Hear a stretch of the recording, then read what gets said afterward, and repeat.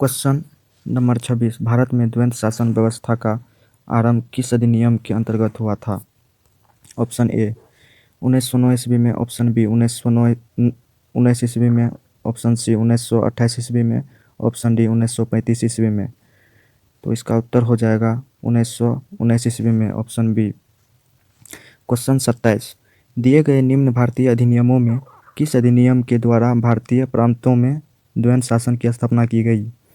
Option A 1909 का भारत शासन अधिनियम, ऑप्शन बी 1919 का भारत शासन अधिनियम, ऑप्शन सी 1935 का भारत शासन अधिनियम, ऑप्शन डी 1947 का भारतीय स्वतंत्रता अधिनियम।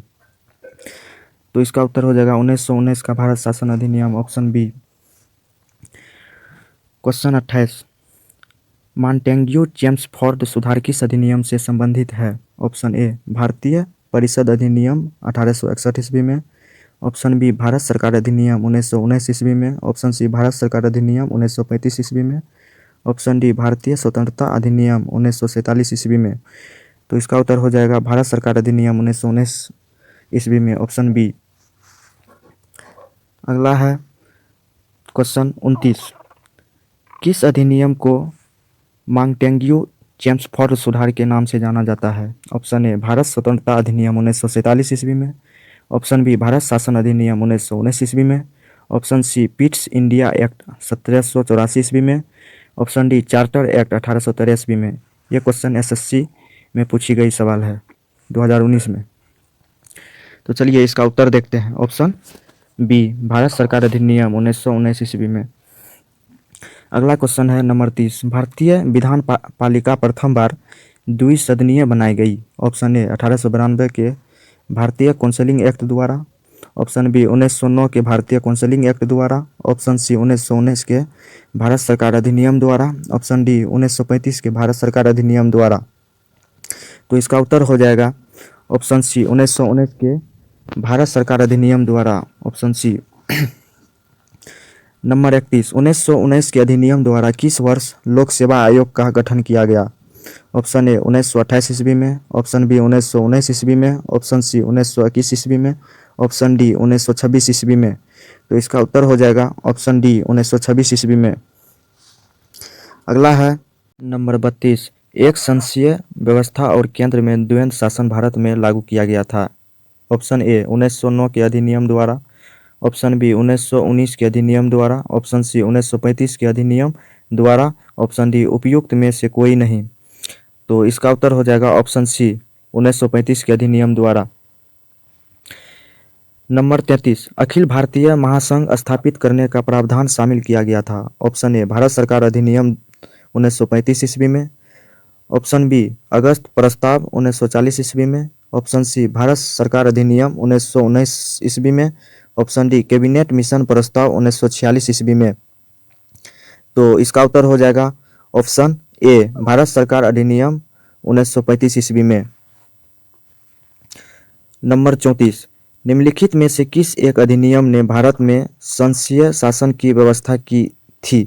ऑप्शन ए भारत सरकार अधिनियम 1909 ईस्वी में, ऑप्शन बी भारत सरकार अधिनियम 1919 ईस्वी में, ऑप्शन सी भारत सरकार अधिनियम 1935 ईस्वी में, ऑप्शन डी भारत स्वाधीनता अधिनियम 1947 ईस्वी में। तो इसका उत्तर हो जाएगा ऑप्शन सी भारत सरकार अधिनियम 1935 ईस्वी में। अगला है नंबर 35 1935 के अधिनियम द्वारा स्थापित संघ में अवशेष शक्तियां किसको दी गई थी? ऑप्शन ए संघीय विधान पालिका को, ऑप्शन बी प्रांतीय विधानमंडल को, ऑप्शन सी गवर्नर जनरल को, ऑप्शन डी प्रांतीय गवर्नरों को। तो इसका उत्तर हो जाएगा ऑप्शन सी गवर्नर जनरल को। नंबर 36 भारत शासन अधिनियम 1935 के तहत प्रस्तावित संघीय प्रणाली थी? ऑप्शन ए अखिल भारतीय संघ, ऑप्शन बी भारत संघ, ऑप्शन सी संयुक्त भारत, ऑप्शन डी भारतीय परिसंघ। इसका उत्तर हो जाएगा ऑप्शन ए अखिल भारतीय संघ। नंबर 37 निम्नलिखित अधिनियमों में से किस अधिनियम के फलस्वरूप बर्मा भारत से अलग हुआ? Option A Indian councils act 1909 ईस्वी में, option B government of India act 1919 ईस्वी में, option C government of India act 1935 ईस्वी में। Option D Indian independence act 1947 ईस्वी में। तो इसका उत्तर हो जाएगा option C government of India act 1935 ईस्वी में, ऑप्शन सी। अगला है नंबर 35।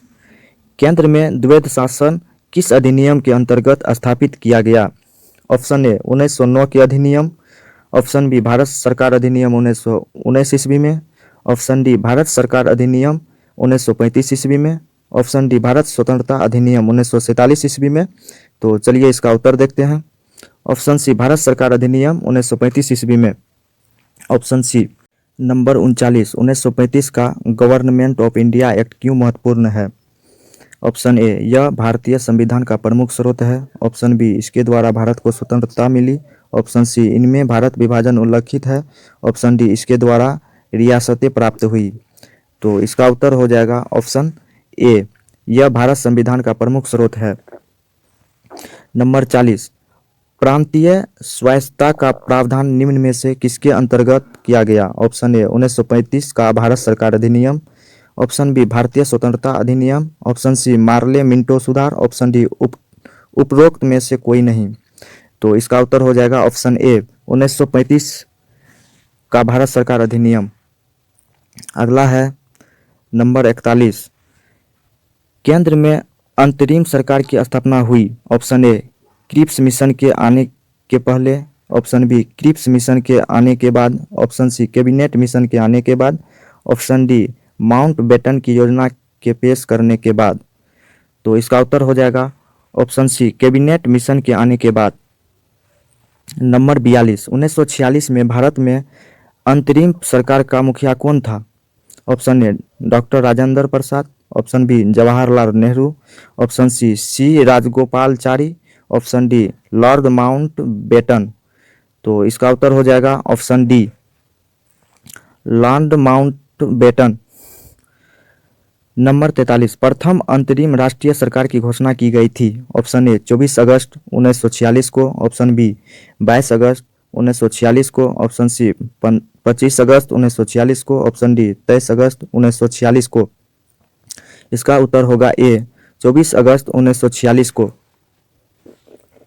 नंबर 44 निम्नलिखित में से कौन अगस्त 1946 में गठित प्रथम अंतरिम राष्ट्रीय सरकार का सदस्य नहीं था? Option A C Rajagopalachari.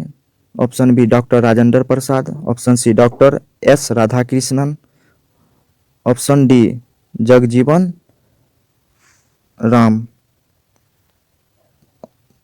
Option D Jagjivan Ram. चलिए इसका उत्तर देखते हैं। Option C doctor S Radhakrishnan.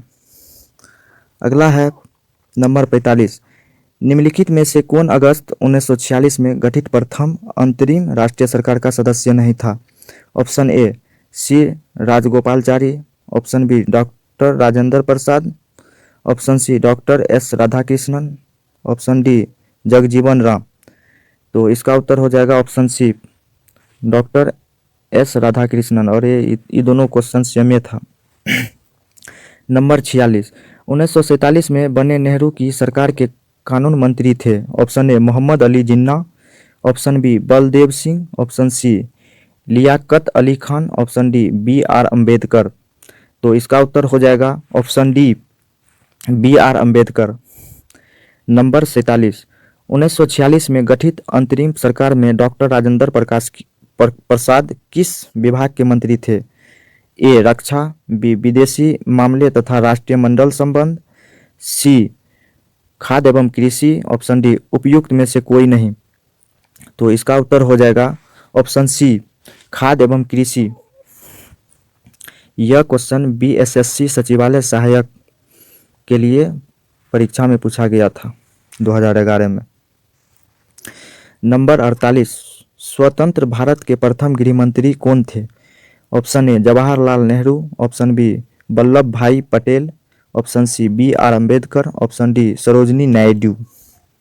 तो इसका उत्तर हो जाएगा ऑप्शन बी वल्लभ भाई पटेल। अगला है नंबर 49 कैबिनेट मिशन 1945 ईस्वी के प्रस्ताव पर गठित अंतरिम मंत्रिमंडल 1946 एवं स्वतंत्र भारत के पहले मंत्रिमंडल 1947 ईस्वी में खाद्य एवं कृषि मंत्री थे? Option A John Mathai, option B Rajendra Prasad, option C Jagjivan Ram, option D Baldev Singh. ये भी क्वेश्चन स्टेट परीक्षा में पूछी गई है 2020 में। तो इसका उत्तर हो जाएगा ऑप्शन बी राजेंद्र प्रसाद। नंबर 50, इनमें से कौन 1946 में स्थापित अंतरिम सरकार के सदस्य नहीं थे? Option A doctor John Mathai, option B Sardar Baldev Singh, option C Achyut Patwardhan, option D Jagjivan Ram. तो इसका उत्तर हो जाएगा option C Achyut Patwardhan, option C. Number 51, स्वतंत्र भारत के प्रथम गृह मंत्री थे? Option A Pandit Jawaharlal Nehru, option B Sardar Vallabh Bhai Patel, option C Gulzari Lal Nanda, option D इनमें से कोई नहीं। तो इसका उत्तर हो जाएगा ऑप्शन बी सरदार भाई पटेल, सरदार वल्लभ भाई पटेल। ऑप्शन हो गया। नंबर 52, भारत के प्रथम प्रधानमंत्री कौन थे? Option A Atal Bihari Vajpayee, option B Pandit Jawaharlal Nehru, option C Indra Kumar Gulzar, option D Shri Chandrashekhar. ये क्वेश्चन बीएसएससी कारा मिशन मिश्रक कारा विभाग 2013 में पूछी गई थी। तो इसका